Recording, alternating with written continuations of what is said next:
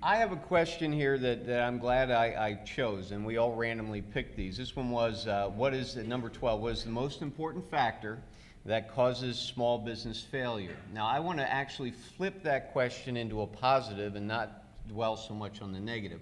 But by answering the positive, I'll address the negative. Did I lose anybody? All right, so stay with me here. First and foremost, when I started my first company, I realized one thing out of the gate, and all of you who want to start your own businesses, small businesses, have got to learn this as well. Don't go it alone. That's right. Surround yourself with people who know things that you don't. Find people who are capable, knowledgeable, skilled in areas that you don't have those skills in. I would not be where I am today without surrounding myself with those people. Secondly, I'm going to give you three. There are many, but I'll give you three in the time that I have. Secondly, don't put all your eggs in one basket. That's a trite, common phrase. We've often heard that. What that means is don't rely on just one or two or three clients to build your business on. Find a variety of different clients. Find them in different places. You heard Tiana talk about getting out there and networking.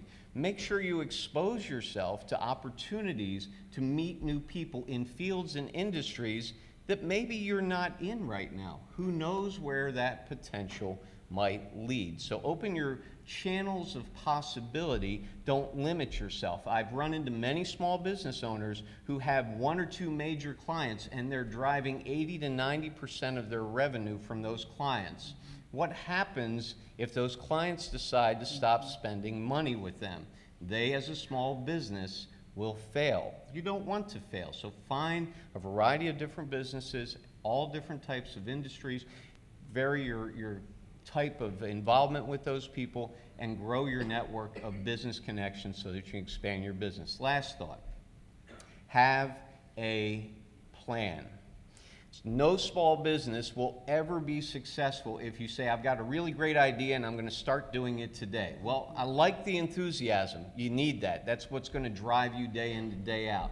But you need a plan. Where am I going to be a year from now? Where do I want to be 3 years from now? Where am I want to be 5 years from now? And how am I going to get there? What does it look like when I achieve that? And then do what I call it, and others have called it as well, backtrack. Okay, if that's where I want to be, how am I going to get there? What leads me to that final destination of being there in year 1, year 3, year 5, and begin to work backwards to figure out how do I achieve those goals that I've put in front of myself. And with that in mind, be aware of this.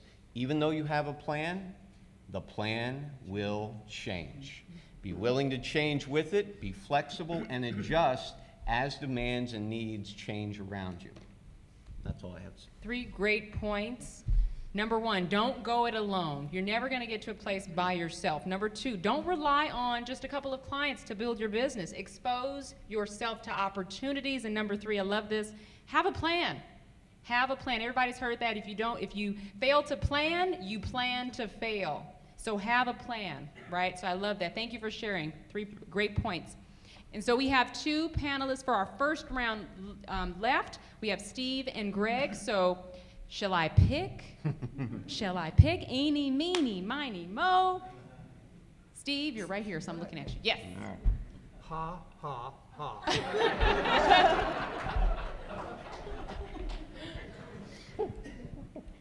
Question number 7 on our list was, what makes your company different from the competition?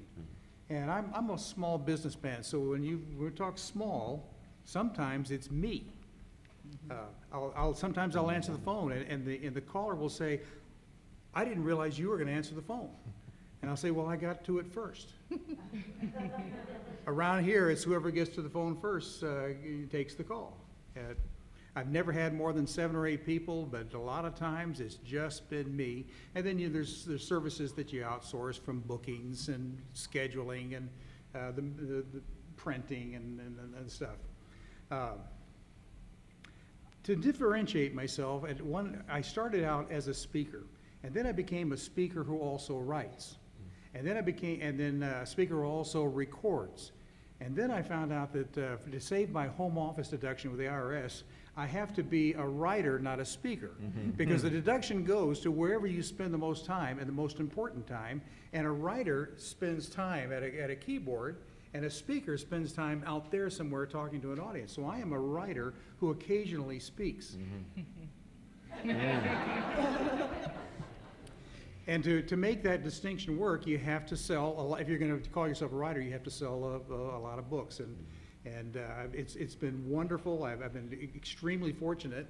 I'm up to now about 1.5 million books and 3.25 million audio recordings. If I were a rapper or a pop singer, you'd know who I am. But I work in an entirely different market. And it helps to have yourself in print so that, because people, for some reason, they'll buy the books. They don't necessarily read them, and I don't care, as long as they buy the books. And then they won't throw them away. They leave them on their desk and on their shelves. That's perfectly all right with me. I would prefer that they read them. There's 13 books and audio series and all. I'm working on number 14, which you mentioned, which has to do with the teen suicide. And I'm looking to make it a targeted audience for high school students, which means it's got to be small and not look like work in order to read. And I'm really hoping that'll go well. To differentiate myself in the market, I also had to become a guerrilla fighter. Somebody my size of business, cannot take on Brian Tracy head on. It's not going to happen. Well, if it happens, I'm going to lose every time. You can't do a frontal assault with someone who's much bigger than you are, so you have to find niche markets around the edge, places where you can excel, and they probably don't care. As long as the market in that is exceptionally deep. It doesn't have to be very wide. As long as it's deep and there's a lot of people in that niche, then you do that. So I focused on the niche of scripts. I happen to have a talent for writing scripts that for people in marketing will say. They'll read that and say, yes, that sounds like me, and I will do that. It doesn't sound like I'm quoting somebody else. So I had to find a guerrilla stance on that, so a way to make an end run, because we will lose every time when we're small and individual. Each of us has to find a distinction in the marketplace. You've got to find a way to distinguish yourself from everybody else in the marketplace. You can't always control being ahead or better than everybody else. You can work really hard, but they're also working very hard on being the best at what they do. So you can't control that, but you can separate yourself from the herd and stand off to one side. When you find yourself on those wonderful mornings and things are feeling right and content, that's the body temperature at the center of the herd. You'll get lost in the herd. You have to find your way to separate. And then it's you against all them, not you among all of them. I'll take that after the program. Yeah. We're very sophisticated here. I'm just taking notes here. I'm going to change my profile. Writer who occasionally speaks. That's what I think I'm going to go by from now on. Love what you said. Guerrilla fighter, right? Out at my table, I have some boxing gloves. I think I got your message before you even spoke. And you got the call first. I love that, too. I'm going to have to do that. So, again, great. Greg, are you ready? I'm ready. All right. I think my question, unfortunately, has to deal with when you get out there into the workforce, what's it going to be like? It's, do you feel the world economy, now I'm an economist, do you feel the world economy will ever get to the point where the quality of life is going to get better in the workforce? And if so, any idea when it will start? It's going to start next week, so it's all great for you guys. Love the optimism. Yes. Do I feel the economy is going to get better? That's the first part of the question, really. My family and I own and run a FDIC lending institution, a bank.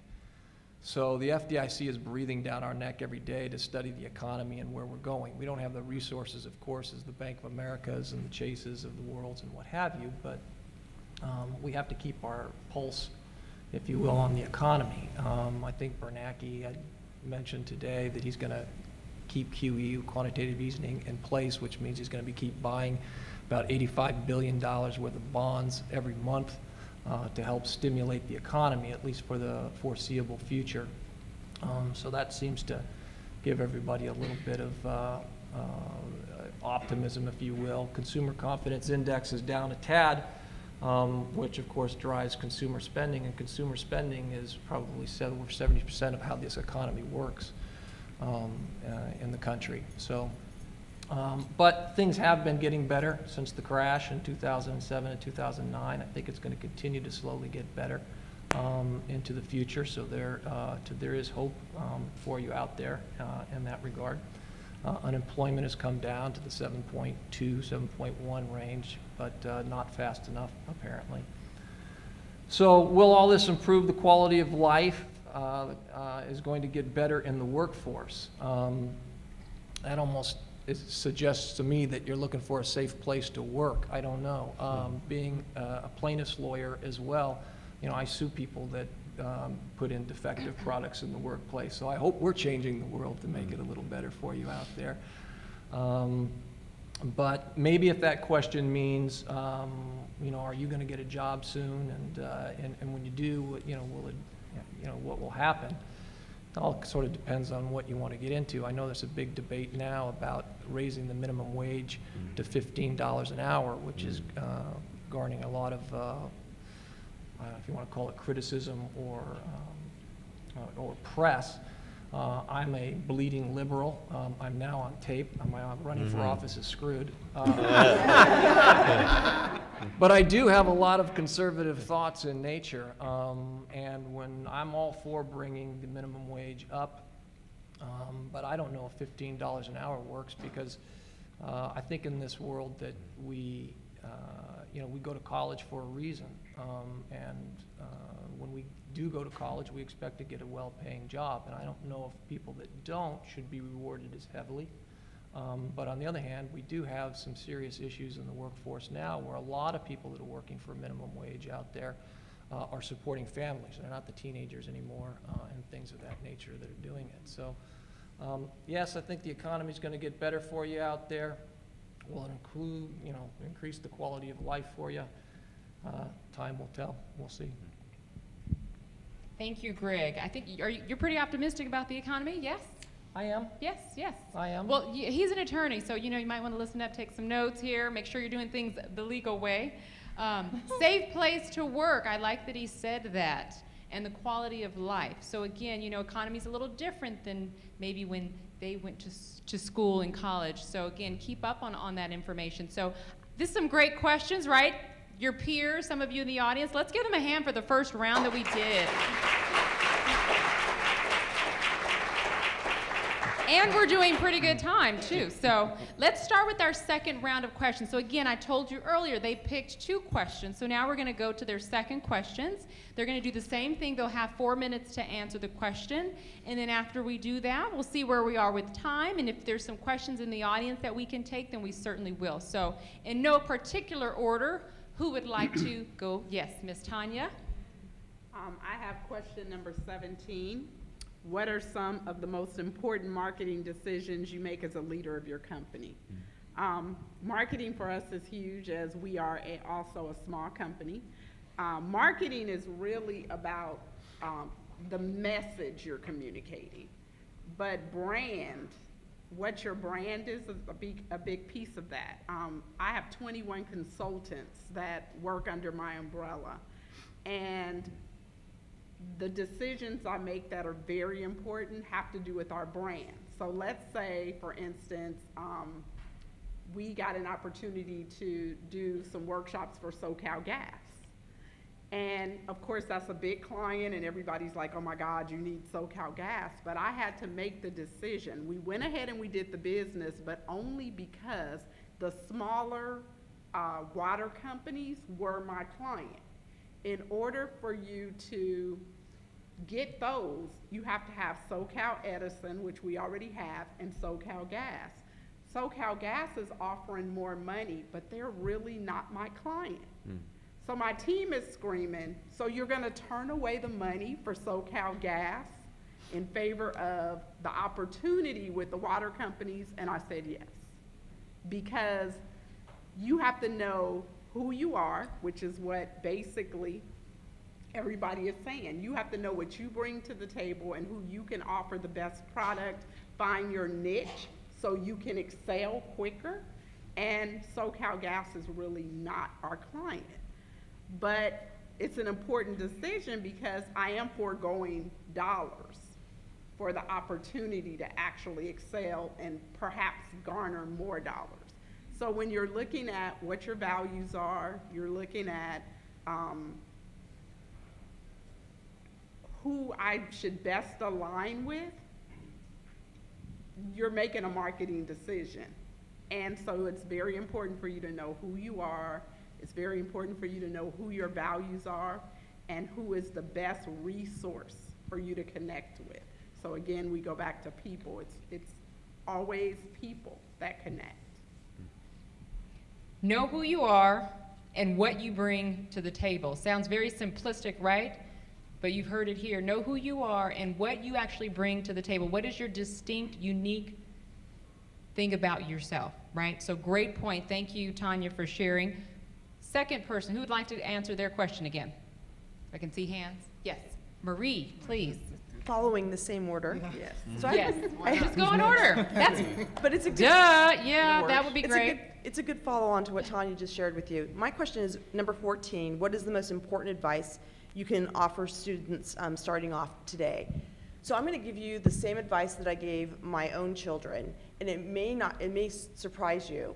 I'm a big advocate of education. I'm a big advocate of planning. My advice to you is follow your passion, because work can be very hard. And think about the amount of time that you're going to live and the amount of time that you're going to spend working. If you are passionate about what you do, the work becomes much lighter. And the most successful people I know are the people who've done the things that are important to them, because they will make the time to learn about it. Now, following your passion doesn't mean it's a willy-nilly sort of exercise. It still requires having a plan. It still requires figuring out how you can be successful. So just by way of like a little story, my dad really wanted me to be an attorney. So he would have loved you, Greg. And environmental law is a very viable field, but most environmental attorneys find ways for their clients to get around environmental regulations. And what I was really passionate about was trying to find ways to get people to comply with environmental regulations and still be successful. So I switched my major when I was a junior at UCLA. I switched to ecosystems, which is literally the study of the environment, and everything else fell in place. I didn't go after the job at the Corps. The job at the Corps came to me. They invited me to come